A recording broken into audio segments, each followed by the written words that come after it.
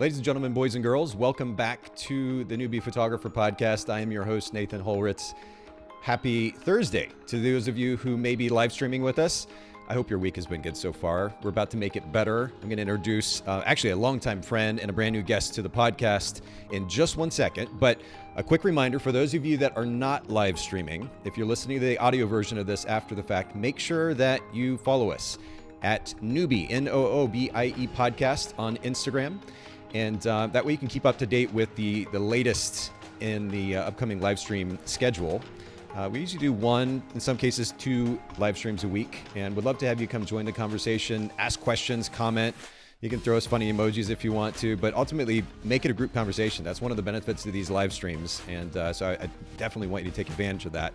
For those of you that are live streaming today, please don't be shy. Jump in, ask questions, comment as well. And on that note, I want to introduce, again, my longtime friend, Tomas Flint is here with me. Thomas, thanks for doing the show, man. This is pretty exciting. Yeah, man. My pleasure, man. Thank you for having me. It's awesome to be here. Well, and we were joking around beforehand because, and the joke is, this is supposed to be a 20-minute episode, and Thomas is like, we can't even say hello in 20 minutes. And, and you're absolutely right. Yeah, we were struggling to even get this thing started because, we can't help but have good conversation. We've had incredible conversation over the years.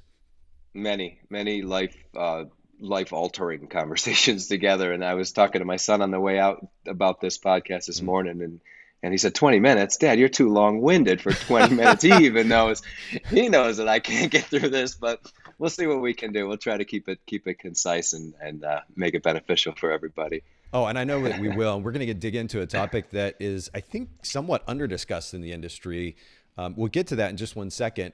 One of the things that I will say, Thomas, and I was just having a conversation with Jill, who, of course, produces this podcast for us, just a few minutes ago, actually. And I was like, there's this thing about, we were talking about another photographer at the time, but I feel very similar about you, which is that like there are certain photographers that get notoriety in our industry. And actually we were talking about you in this regard too. They get notoriety in our industry, they have a big following or they get to speak at conferences and yet there are some photographers that kind of go under the radar despite their skill set, despite what it is that they have to offer of value to the industry. And you're definitely one of those people in my mind. Your work, and I'll go ahead and pull this up for everybody listening in too. And for those of you that may be live streaming, if you go to flintweddings.com, I've got that pulled up on screen. You can also follow Thomas at Tomas Flint, Tomasflint on Instagram. But pulling up Thomas's website here, you can go to flintweddings.com, just see Thomas's beautiful work. And Thomas, it's not just about your photographic work, but then ultimately what you're able to offer as far as advice and wisdom from your experience over the years that I think our industry is missing out on, especially as it relates to the topic we're going to get into today. No, I appreciate that. I don't know where that sort of designation form, but it's certainly accurate. I've never been. I've always felt that I needed to do the time in the trenches, and here I am, 18 years down the road, and I still feel like I need to do the time in the trenches. But getting out in front of people and sharing that knowledge makes me. It kind of reinforces everything that I've been working for. It's always been about the client, it's been about the art, it's been about the statements and that sort of thing. So the celebrity side of it never really manifested. I don't know if that was fear of leaping off, or fear of rejection, or whatever kind of feeling that might come along with that. But I do appreciate that the work that you see that the work has been solid throughout the years. Well, and again, a lot of the value that you offer, in addition to your work, it comes in the advice that you're able to offer. Your perspective is a bit unique, too, to the industry. And I mean, I talk about your following. You still have over 10,000 followers. But I just, there's certain, for whatever reason, and it seems kind of random at times, for whatever reason, the industry highlights certain photographers. So that's kind of where the attention goes to. And I just think the industry misses out as a result on the opportunity to learn from others. And this actually is a great segue to just a quick little blurb that I want to give for the upcoming Newbie Conference. For anybody listening in or streaming who has not heard, we're doing a conference, a photographers conference for new photographers called the Newbie Conference, Noobie conference.com. I've got it up on screen for those of you that are live streaming. But that's coming up in January. And Thomas is actually one of our speakers. And can't wait.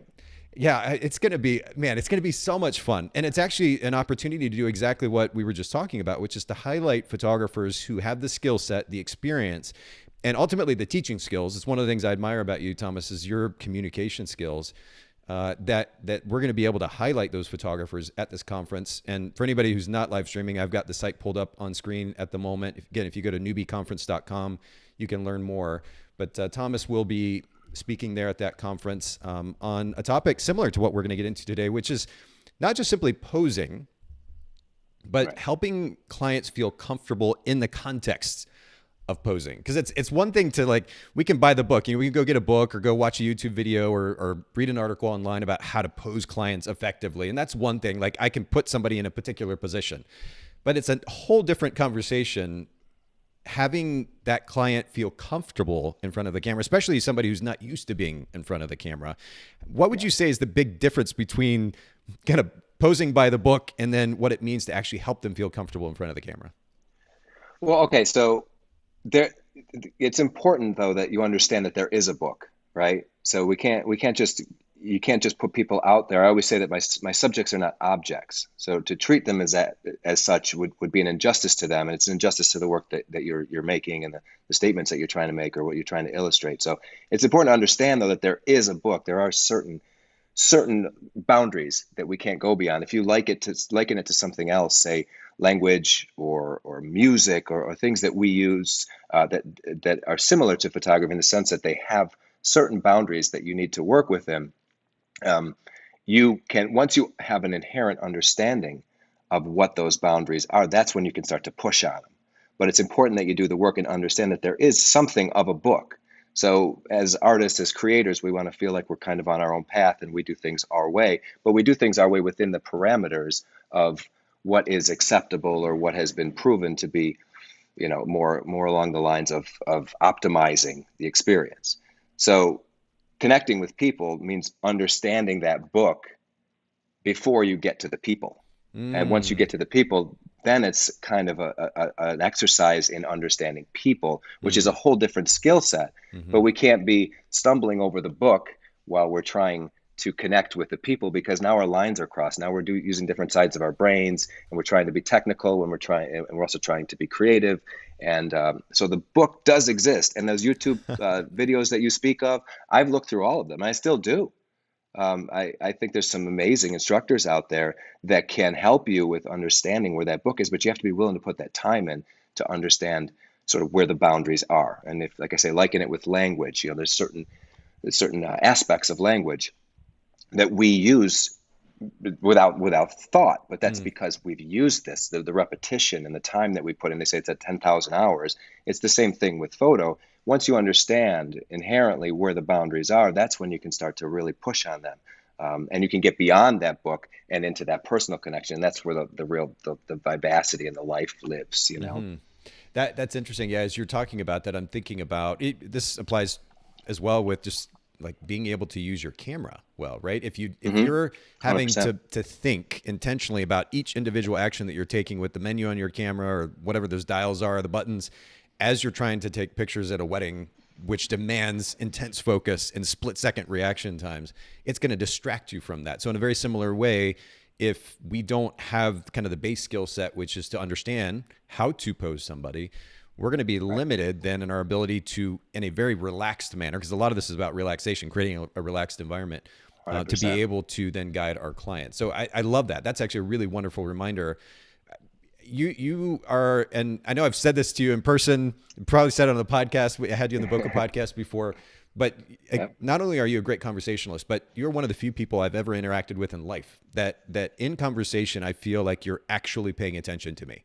There are a lot of people that you can have. It's a lost art, huh? It is. It really is. Yeah. And you've got a really Yeah. great relaxed vibe about you, but you're actually engaged. Your eyes tell a story. And that story, at least from my perspective, is, hey, I'm here with you. I got you. I'm paying attention. I'm listening. And that's super meaningful as a friend, but it's also super meaningful when it comes to this interaction with our clients. So I say all this to say, I know that is your tendency. Has that always been your tendency, or was that kind of a learned art over the years?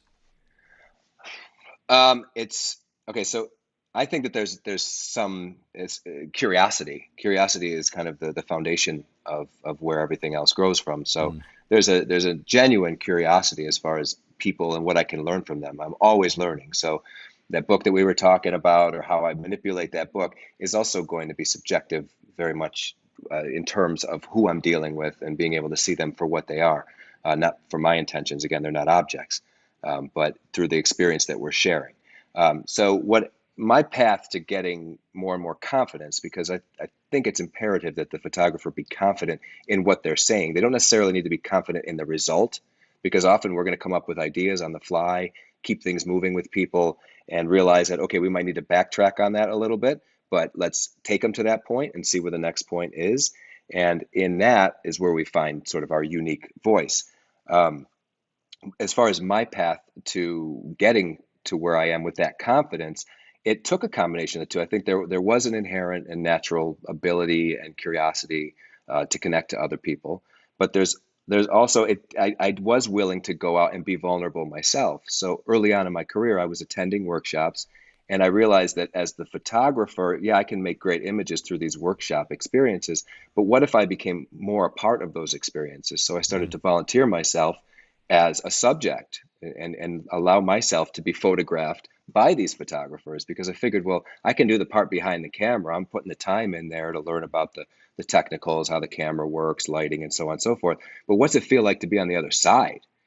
So through that kind of curiosity and that willingness to be vulnerable, I learned a lot by being on the other side of the camera.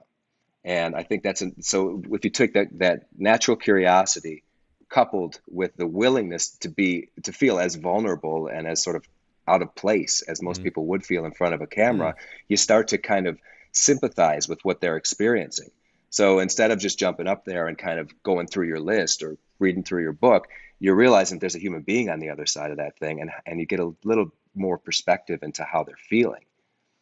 But I guess to take it a step back further, if you will, Hmm. I'm thinking about this kind of theme has been running through the industry for a number of years now, which is, at least up front, starts with maybe a conversation about I am an introvert, right? So the tendency toward Hmm. introversion, Yep. i.e., I am drained, my energy is drained if I'm in a public place with a bunch of people I don't know, or maybe it's as simple as I'm shy in an interaction with somebody that I don't know.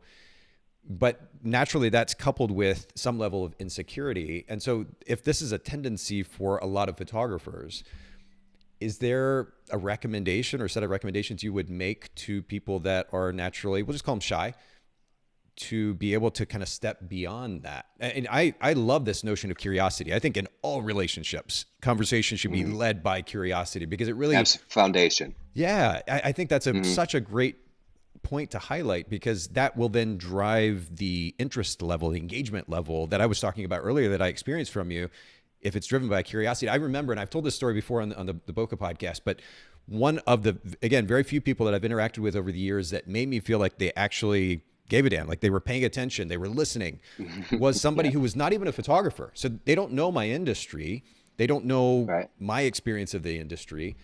And so the level of questions that came from him, his name was Todd, were so genuinely curious. That was driving. It was question Hmm. after question after question after question that was driven by curiosity.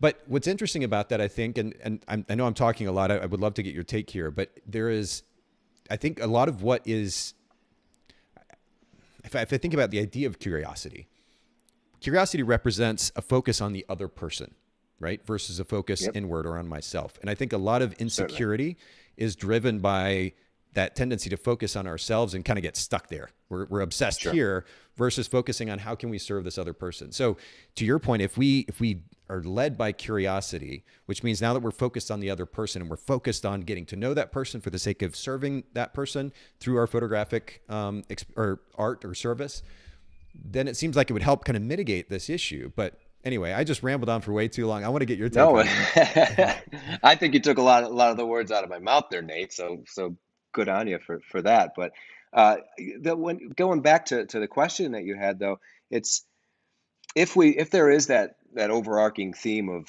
what we might call insecurity, or being somewhat timid, I think it's important to take the time and to explore where that comes from, because I feel like a Mm. lot of that insecurity it's twofold. One would be from a lack of understanding of the gear and the sort of process of photography, right? So the gear, the lighting, and how that all kind of comes together, the posing, so on and so forth. And then the other one would just be the fact that nowadays there's so much technology that enables so much in this industry that people kind of can use these platforms to create a curated image of themselves that maybe doesn't line up with who they truly are. So when they come to these shoots, they're supposed to be this thing that they've promoted and they've branded and they've put all this work behind, but it's easier to do that behind a computer screen when you have time to edit and re-edit your words and re-edit your images and all that sort of stuff. But in real time, there might be a disconnect between what they're saying with their branding and the life that they're living.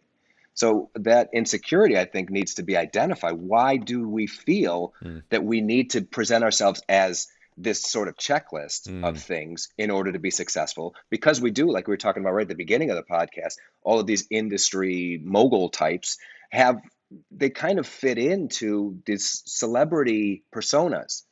And so I think there's a lot of emphasis now put on how do I curate this celebrity persona without realizing that when it comes down to it, you're going to have to be in real time with these people, that you can't live that persona in real time. You can only live it through this curated social platform existence that we're all influencer kind of world that we live in. So that I think the insecurity comes twofold. One is they haven't put in their 10,000 hours or whatever you want to call it. It might not need to be literally 10,000 hours, but with the gear and the lighting and the classes and the making mistakes and learning from and all the things that come from the process of becoming a true master of the craft, which takes a lifetime, by the way. So be patient with that process. It takes a long time to become a master of something.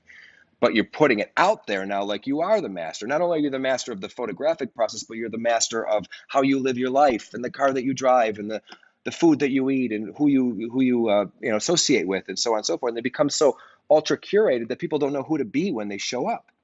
They don't know how to live up to the persona that they've created. And I think that births sort of an insatiable insecurity. There's no way that I can live up to what I said I was. So really check yourself when you're putting stuff out there.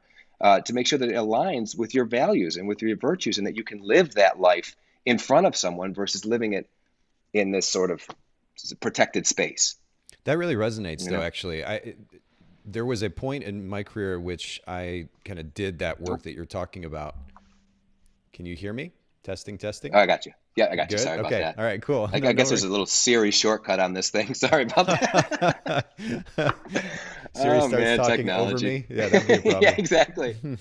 No, but you said there was a point in your career. Well, yeah, what you're saying resonates because there was a point in my career where I did kind of that homework that you're describing, which is to take a step back and say, okay, where is this coming from? Because a lot of people make the assumption that I'm an introvert, period, right? Like the conversation just ends there. This is who I am.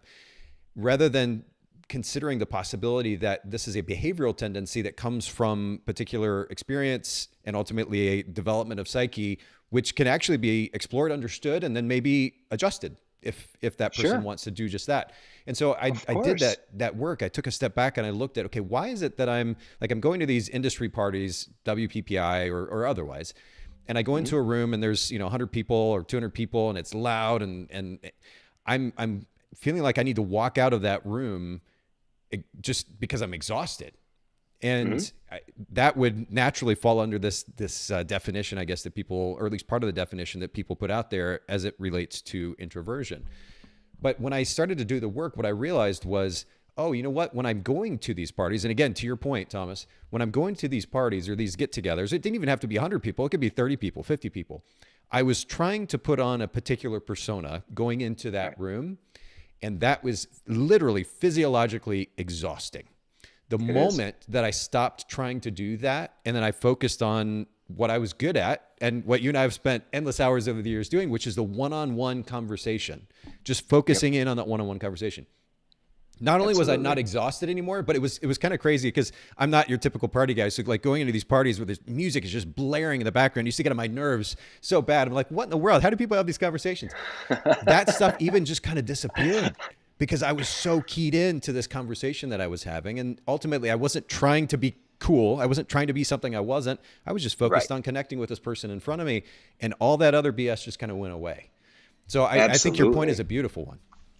Yeah, and I think that you're where you are right now. You've got this podcast series and multiple podcast series, but they're all based on this sort of, in this case, it might be a little shorter form conversation, but in one-on-one conversation, you've found something that you can be comfortable with, something that you can stand behind, Mm, and you didn't need to live up to that status quo that really doesn't exist, by the way. That's just it's a narrative. It's a story that we create. Oh, we will be successful if, but we sure. don't know what success is, and we certainly could never be successful if we're that disconnected with ourselves, right? I mean, success is an internal thing. So that feeling of being complete can only come when you're living your true self. And you found now a niche, you found your place by being exactly who you are. But sometimes you might need to go to that place of being uncomfortable and being completely honest with how uncomfortable that is Mm, before you're willing to face it and do that hard work. And a lot of the work that we've done doesn't involve industry stuff, right? It's the rest of your life. right. It's the extra hours that you do reading, particular,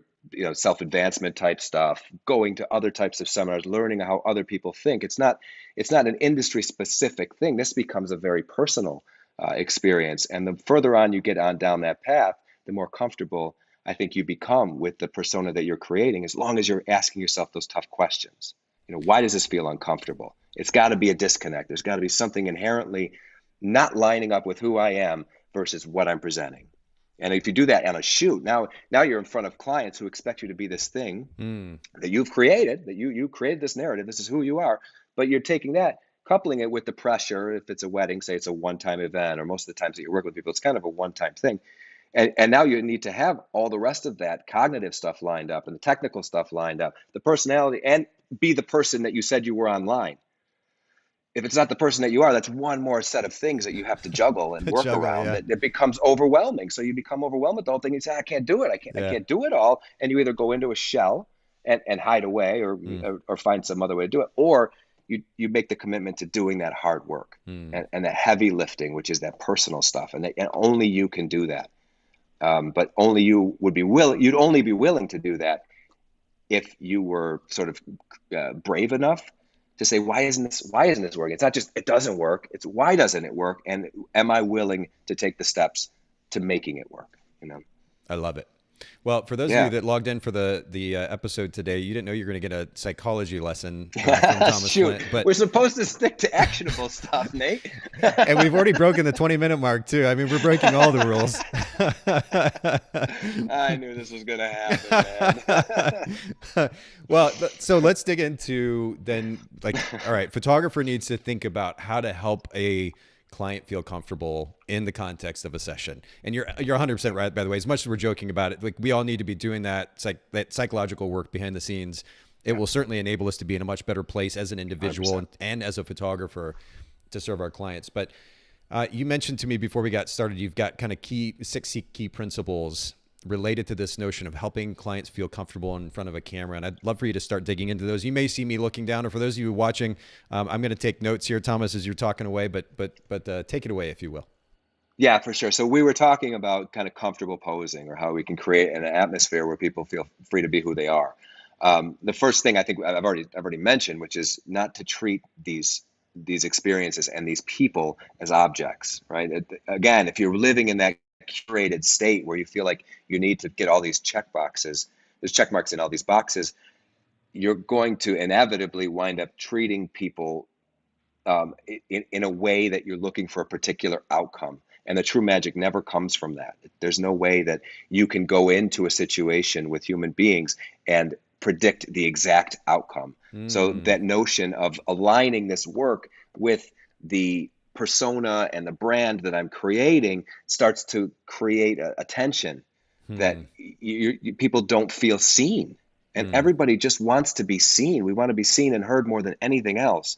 So if we're out there just saying, well, I know I need to get the picture of the person in front of the red door, and this sort of thing, then you're missing the point of what they're there for. They're coming to you specifically if you are someone that illustrates connection. I work primarily in weddings, so I'm speaking more as a wedding photographer, but this is the same with portrait clients as well. If you're going in there just trying, yes, you want to stylistically line up your work with your brand, but the emotive part comes from that direct interaction. So treating them as objects is an injustice to the process, and it's an injustice to them and hmm. ultimately to you, because now all you're doing is you're just perpetuating your narrative. You're just doing more along the lines of what you think is expected because, well, you created it and it's working, Hmm. but how long is it really going to work for? And how much are those clients going to enjoy those experiences? Because you want to create absolute raging fans out of every single one of your clients. The best way to do that is to see them. It's simple. They're right in front of you. Who are they? It doesn't, the rest of the stuff falls away when you can get to the essence of someone, but you need to see them as people the same way you would want to be seen. That's why I said to go into those workshops and becoming the subject versus being just the photographer was a huge experience, because you do realize that a lot of people are out there with their agenda. And yeah, like I said, there's style, but then there's also agenda. And Hmm. so if you blur those two, then you're creating something that's disingenuous. And I don't think that you'll ever be able to get the kind of natural reaction that you'll get from people. So treating them as people and seeing them is first and foremost in any kind of portraiture. Okay. Well, So and I was going to say before you keep go to the next point, we've already broken the 20-minute mark, so we might as well break all the rules at this point. I want to park here for a second because you bring up an interesting notion of setting aside. I love that you use that word agenda, right? So we have this idea in mind, particularly for the sake of our brand, whatever brand it is that we're trying to create as a photography business owner. And we mhm. take that to the shoot and we say, this is my style, this is my brand, this is what I ultimately Yep, want shown on my website. And that's yep. the primary focus versus, as you talk about, treating this individual or these group of people like human beings and ultimately, I guess, playing off of that person or those people in the moment. Are you talking about kind of reacting to Mhm. what's going on literally just in front of you in Yeah. that moment? Yeah, I mean, you're in charge of the show as the photographer. You have a great responsibility. Okay, so you're not just it's not all just reactionary. You have to be proactive in a lot of ways when it comes to setting up a scene, getting a starting point going. I'm a big believer in keeping things moving at all times. So Hmm. posing is not a static thing; it's a dynamic thing, and it has to move. And you're responsible for that. You're also responsible for setting the mood. If you come in sour, you come in very dictator-like, people are going to respond in a certain way. Whereas if you come in much more, who are you, with a sense of curiosity, people are going to be much more willing to allow themselves to be seen, Hmm. right? But So what's the there's great balance, I guess? responsibility in that. Oh, yeah, no, please continue. Sorry.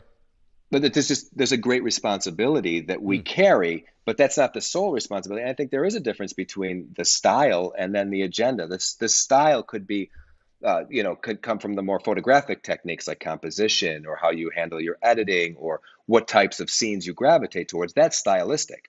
But the agenda comes from ignoring all of that because you're going for a specific end result. And that's where it becomes disingenuous. And people will see that. People will feel that. And by not being willing to go where you're asking them to go. I always say to people too, I'm never going to ask you to do something that I wouldn't do myself.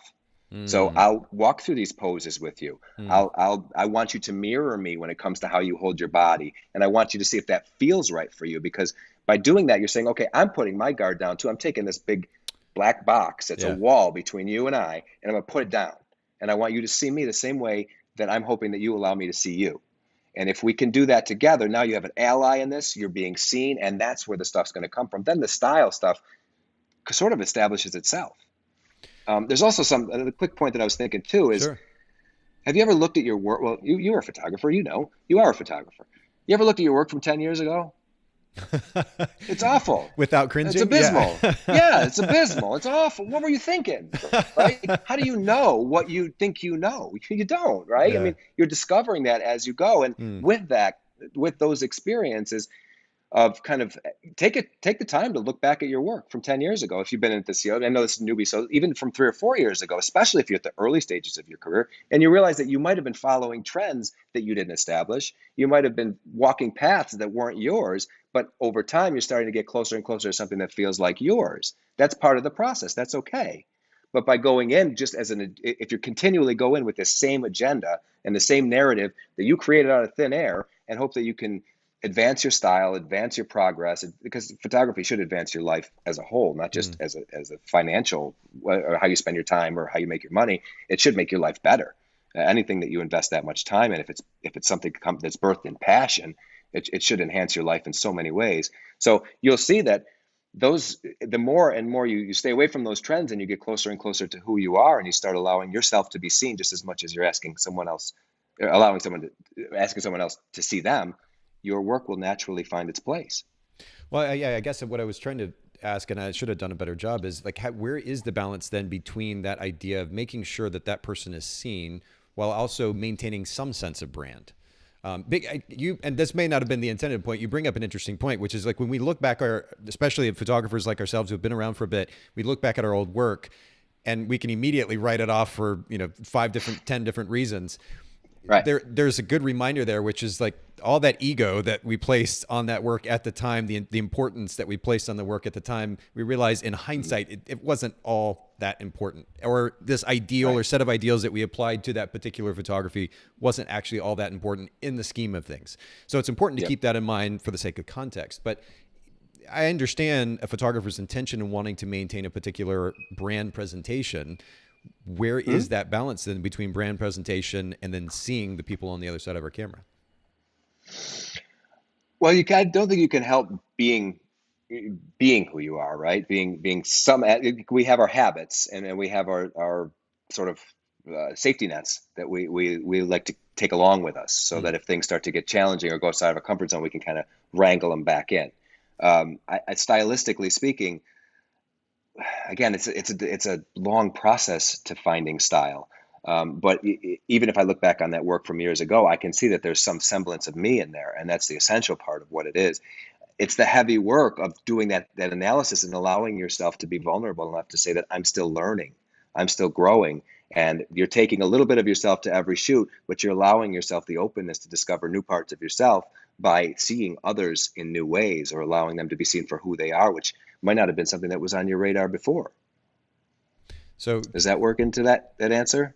Well, ultimately, I guess just the importance of, it seems like a lot of this is just the willingness to keep an open mind. Like there's nothing wrong with bringing a certain presentation, but we do need to kind of keep an open mind in the process.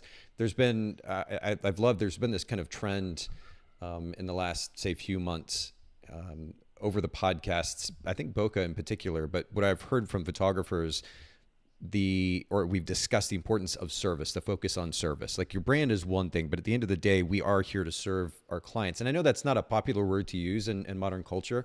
And I understand some of the baggage there, but what we're ultimately talking about is exactly what you're saying, Thomas, which is to pay attention, like open our eyes, pay attention to the person there in front of us. Sure. Learn to, or get to know them ultimately, to understand their tendencies, certainly their desires, their needs, and be there to serve them. I think it's really important, and we've got to be willing to keep an open mind, to set our ego aside and keep an open mind in that regard. Yeah. Okay. I mean, you'll see things that you wouldn't have otherwise noticed. All of a sudden, the road widens. Yeah. When you live in service, because that's a basic human need is service. We need to serve others, and we need to feel served, and to put that relationship and that aspect of human dynamic at the forefront of these interactions with others creates a kind of connection that you couldn't create without it. It's absolutely essential that service be a part of what you're providing. Andres from YouTube says, yes, break the rules, keep going. This is interesting. So we will continue to break the rules because we're Thanks, a half an hour in and we've only gotten through 1 point. So yeah, we will keep going with that. Thanks, Andres, for listening in too in the comment. And for those of you that are live streaming, don't hesitate to comment and ask questions as we go. So we're starting, Thomas, with, and I'm taking notes here again, but don't treat people like objects. I mean, it may seem obvious to some, but I think it's actually a really good reminder and certainly relevant to this conversation. Take us to the second point, if you will. The second point was more specifically about how we get into posing. When people, no one knows what to do with their hands. No one knows exactly how to stand, right? It's this kind of, where do we start? So we got to start somewhere. And the one thing that I wanted to make sure that people are doing is when they initiate these scenarios, is to start at the bottom. It's the easiest way to think of it. You start at the bottom, just like everything, which on us humans is down at the legs and the feet, right? We want to get them in a comfortable stance, and we want to understand what it is that gives the body shape, gives the body form, things of that nature. It starts to loosen people up because they're looking for your direction. They come to you because they need your direction. And so we can't be willy-nilly about things. We have to start somewhere. We have to start somewhere with that confidence that, okay, this is how it begins. And this is, again, a dynamic process. I don't know exactly where it's going to end. And in my work, I'm always, while I'm working, I'm always happy to offer up to people, I'm not exactly sure where this is going to end up. Okay, but we're going to start somewhere. So starting at the bottom, starting with the feet and understanding basic lines and shapes and curvature of different body types of male versus female in the context of it being an individual portrait or a couple's portrait. Start down low and get an idea of, or give them an idea of sort of how they can start to hold their body, what it means to have your weight backwards versus your weight forwards, turning shoulders, things like that. Very simple ways to just move the body around and keep it moving. So once you get that established, keep them moving and let them know I just need micro movements. I need little adjustments of the chin, up, down, left, right sort of thing. Now, at this point, you already have to be completely aware of your environment. So photographically, what you have in your hands, how that's set up, what the environment is lighting wise, where your key lights are from, if you're using off-camera lighting, where that's all that stuff has to be done without them even thinking, because now you're with them. But once you get to the subject, you got to give them a starting point. You can't just willy-nilly your way through and say, well, you guys go stand over there and look like you like each other, which I've seen people do, and it's kind of effective, but I if don't you know. can, they're not, yeah, it's kind of effective, right? It kind of leaves them in saying, again, it'd be like more, they'd think, well, what's he trying to get out of me? What do you mean, act like you like each other? Of course, we're engaged. I mean, yes, we kind of like each other, but, to give them something solid, and that could be done. We talked about YouTube in a few videos, and it's something I'll talk about down at the conference too, is where is that starting point? What do you mean by how you hold your feet, or how, where your weight is distributed? Simple guidelines, and you don't even need to know if they're going to work. That you don't, often we don't. We find that once people get that confidence in you because you're presenting yourself with confidence, they'll start to bring themselves into the process as well. And they'll start to hold their body in certain ways that is very natural for them. And that allows you to create images that feel as natural as they should. Well, I want to get to the next point, but I do have one follow-up question on that. You mentioned the willingness to kind of walk through the process with them, and that you're even going to say, hey, we may not stay right here. We may move to something else. And yet simultaneously, you talked about the importance of confidence. So if you are communicating to them that you're not quite sure, how does that help them be confident in that process?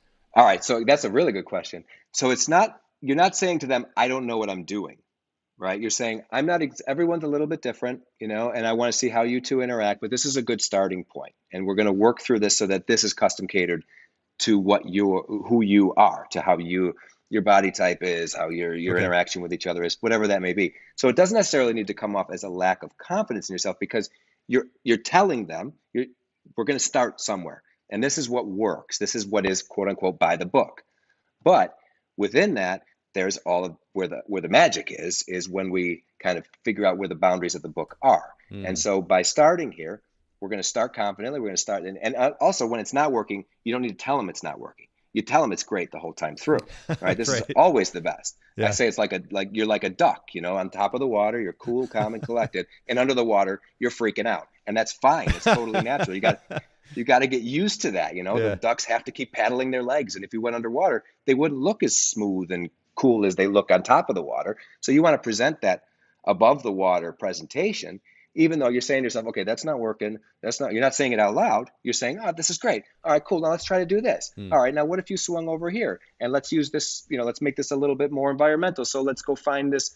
Oh, look, there's a little fence line over here. Let's use some environmental aspects. And you're going through your checklist of things, trying to figure out what is it that clicks here. And you'll know when it clicks. You'll know when it clicks because, first off, it'll look great, but it's also going to feel right, and you're going to start to feel their guard fall away. But it's because you came at them and said, we got to start somewhere here. And it's not just going to be you guys go over there. I'm going to get as far away as I possibly can. I'm going to make this big scene, and you're going to be two little tiny things in the corner.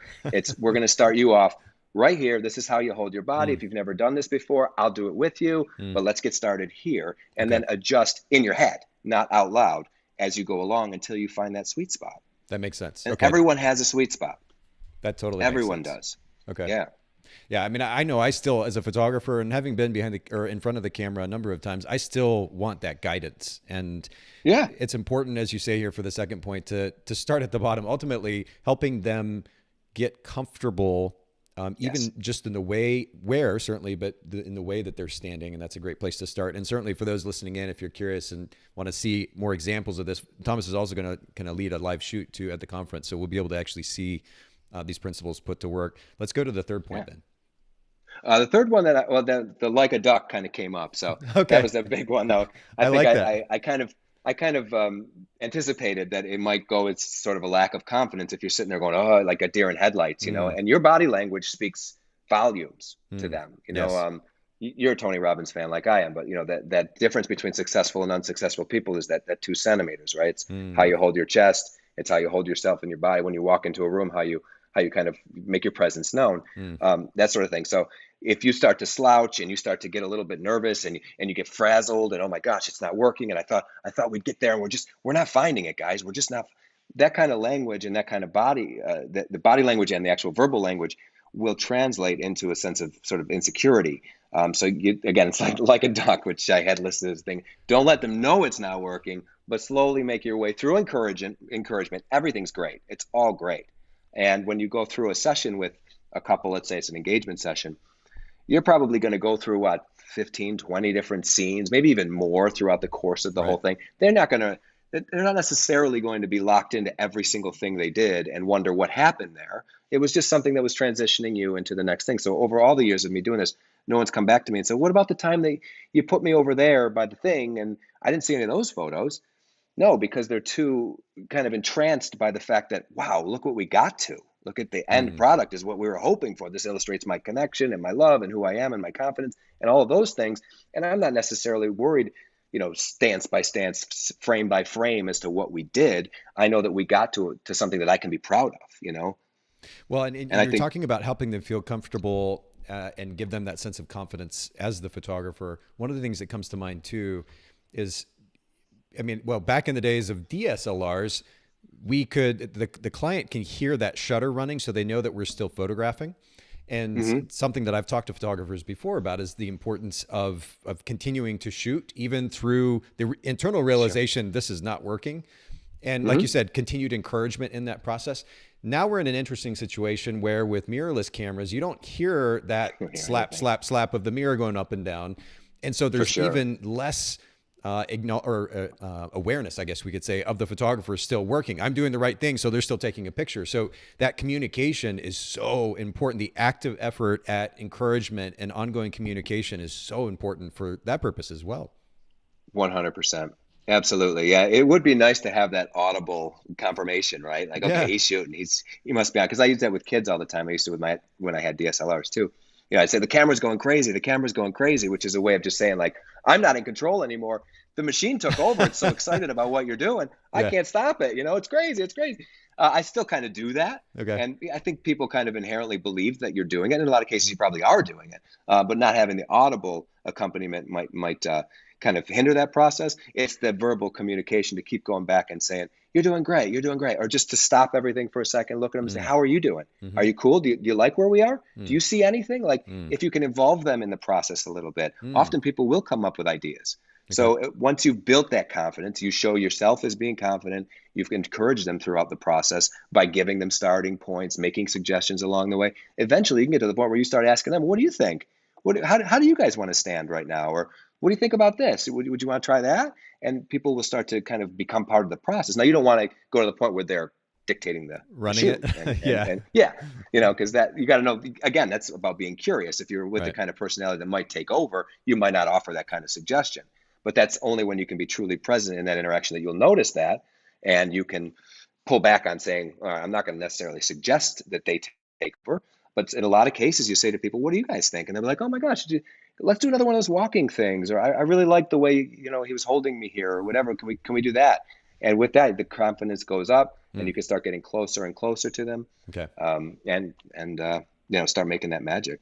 Okay. Then take us to the next point, if you will. Number 4. So I just kind of alluded to it, but Okay. I feel that in my experience, you come at them confidently, you give them a starting point, but you got to give them a little bit of space at first. Um, Again, mostly with couples is where most of my experience comes from. Though I have done a lot of portraiture over the years, give them some space, and you'll feel those invitations as you build their confidence. So it's a direct reflection of how Mm. confident they're feeling, how much they're involving themselves in the process. That eventually you can get to the point where you're no longer shooting those long lenses and compressing everything down, but you're getting in close with wider and wider lenses and making those more sort of like bigger than life images when you're up close and you can actually feel the connection with people, but you have to work on that invitation. It's not something that you want to start out and go, okay, lean up against the wall, and then you get right in their face right up here and you start firing away at them. Like, that's going to freak them Or out, right? starting to So manually adjust them, like physically adjust them. Not everybody right. has the same kind of personal space issues. Exactly. Yeah. Yeah, absolutely. That's the exact same thing. Whether you're coming at them with the camera or you're coming at them with, like you were saying, just moving them around physically, you can get there. And I've been there, and I hope to get there with everyone. But I know that it's going to take a minute to build that kind of trust and that kind of confidence and that encouragement every frame along the way. Even if they're going to be the frames that you toss out, as long as you're building on that confidence and that trust, you can get closer and closer and closer. And now you have the range to go in and out and in and out. That That makes sense. particular point kind of backs into my next point, which is understanding focal lengths, understanding when you're posing what focal lengths do to human forms, right? Certain lenses accentuate certain things, and there's a reason for that. So you don't just use a 200 millimeter lens because you can stand far away and zoom a lot. There's a whole compression thing that goes on that changes the form of the body. So longer lenses might work a lot better with certain portraits. But if you're trying to accentuate certain parts of the human body, you got to understand that maybe you can use wider angle lenses to accentuate certain things. And really understanding that focal length is not just how far from the camera to the subject you can be, but that it actually creates a visual phenomena that's consistent, just as consistent as light is. You know what a 35 millimeter lens will look like versus a 200 millimeter lens and where you would use each of those.